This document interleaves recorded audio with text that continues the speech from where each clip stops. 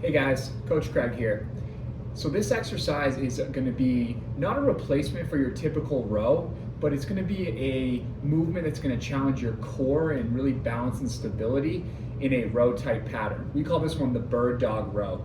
All you'll need is a dumbbell or a kettlebell as well as a bench. So take a look at the form and let me know what you think.